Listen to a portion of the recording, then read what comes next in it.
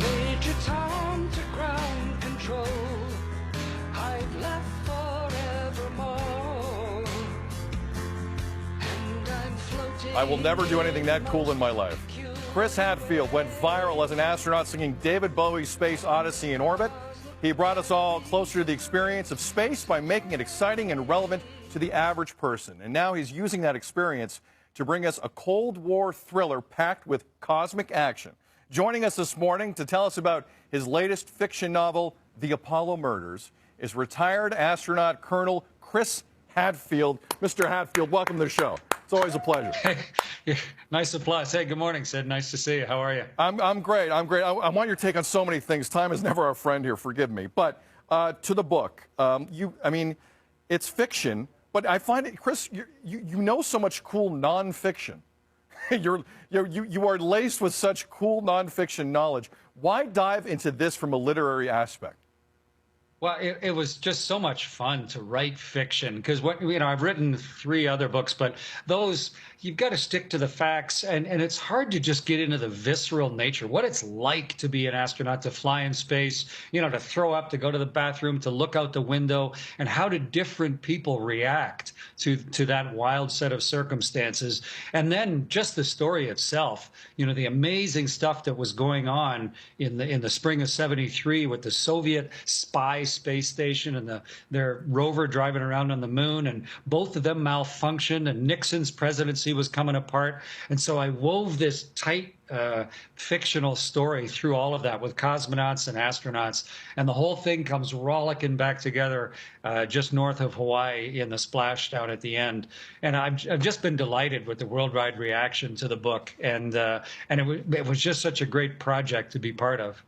Got a great review. I was just told in the London Sunday Times this past weekend.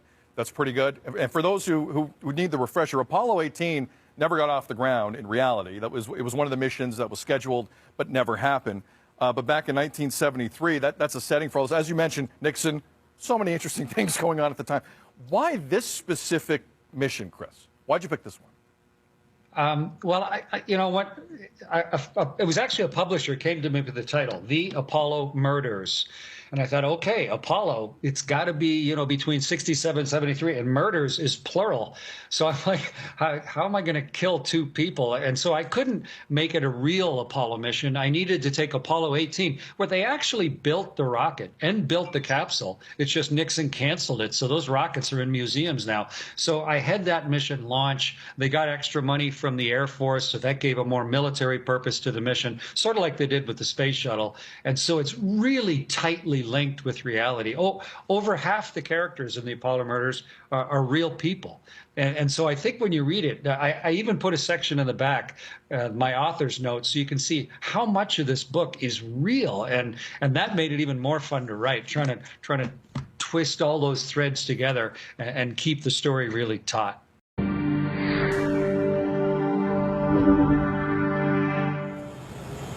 Hi, Chris Hadfield here aboard the International Space Station. We keep busy on board the space station. Long days, lots of work, physical exercise. At the end of it, you're tired. But how do you sleep in space?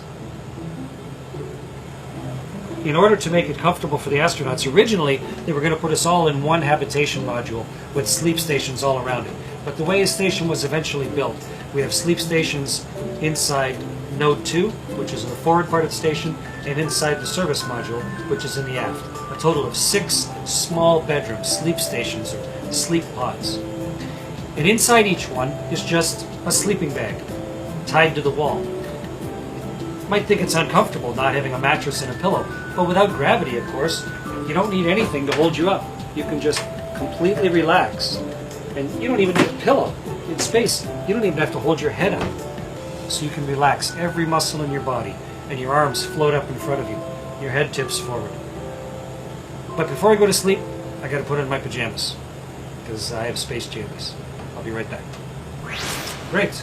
I'm in my super comfy Russian full-length pajamas. Nice for when you have to get up in the middle of the night, and ready to go to bed. I'll show you where I sleep.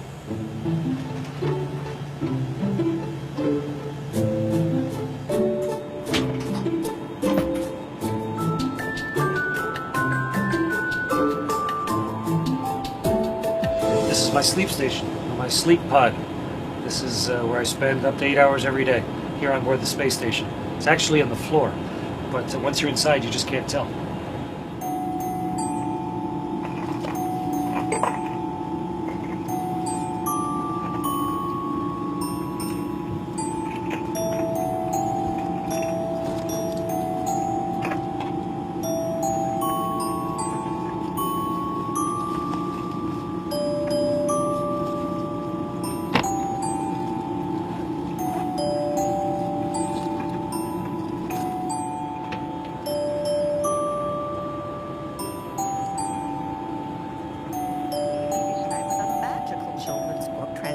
From the page to the stage. Here's CTV's Donna Sound with a Canadian astronaut's theatrical adventure. This is Space Captain Chris. Do you copy? The Darkest Dark is the newest play at the Young People's Theatre, making its world premiere. From the book written by a man who is used to dealing with astronomical feats. There's about, at least, a septillion planets, which is billion, trillion, quadrillion, quintillion, sextillion, septillion. Astronaut Chris Hadfield, the first Canadian to ever walk in space, is making history, transforming his bestseller into a play. Time for lights out. Lights out? Sharing a version of his younger self conquering his fear of the dark. To try and help kids understand that everybody's afraid, and it's what you do with your fear that is going to determine the path of your whole life. Ziz Kaloui plays young Chris as the main character, who confronts his fear of the dark with the help of his friends. They kind of show him that it's okay to face your fears by just jumping into the unknown and trusting that the universe has you. Commander Hadfield's fear took him to the darkest place of all. To actually put on a spacesuit, open up the hatch, and pull myself out into the universe alone. This play brings to life another dream of his. It's like if you made a sketch of a flower and then suddenly it was a living flower in front of you. I'm just a little bit scared. A message to teach kids not to be afraid, but to reach for the stars like he did. I personally want to be a scientist when I grow up. Discovering the world and what's beyond. It's out there in that darkness, waiting for us to discover it and understand it. Daring to open up the minds of kids to dream big and conquer the next frontier that's literally out of this world. Donna Sound, CTV News, Toronto. So one more on this and then we'll move on, Chris. Is this a series now? Is this the last of the Apollo murders? What are you thinking? Well, I really like the main characters in the book, and the story's not finished. So yeah, I think it'd be fun to write another one in the series. We'll see how it goes. I was pretty nervous this week. It was a launch. You know, I'm a brand new fiction author, but the reactions, as you say, from the New York Times and the London Times and the Canadian papers have been great. So yeah, it gives me confidence. But yeah, I think I'm in the early stages of writing the next in the series. And what a fun thing to be able to tell space flight this way in sort of a grand adventure of things that just might have happened. What was more nervous, launching into space or launching a book? Well, launching into space, I would because assume the consequences can be pretty bad. A little different. But yeah, it's still, reputation is out there, so I'm really pleased to see how well it's doing. Chris, finally, space as we know it today, and you have Jeff Bezos, and you have some billionaires around the world who are, I don't know if profiteering is the word, but commercializing space is something new to us. Watching William Shatner go up into space last week, Chris, I mean, are you okay with this? Well, profit from space, that's nothing new. All of the spaceships were built by private companies. I mean, the spaceship shuttle that I flew was built by Rockwell, and space stations managed by Boeing. So it's always been private companies. I think the two big changes here, Sid, one is the cost has come way, way down, and it's open space to people that otherwise never could have flown, like Bill Shatner. And if you really want to think about it, listen to the little speech that Bill gave just right off the cuff, right from his heart, right after he landed from that little short space flight last week. He was overawed by it. And he now sees the world in a whole new way. And he's going to be in Toronto next week. I'm hoping to sit down with him and maybe have a whiskey and compare our spaceflight experiences. Because I talked to him from my space station, a few years ago, and now he's had that little taste of the experience. And just to see the change in him, his understanding of the fragility of our world, just from that short exposure, to me, I think that's the real benefit of improving our access to space. He is Chris Hadfield, joining us, by the way, from Vegas, where it is super early today, but he's been kind enough to join us.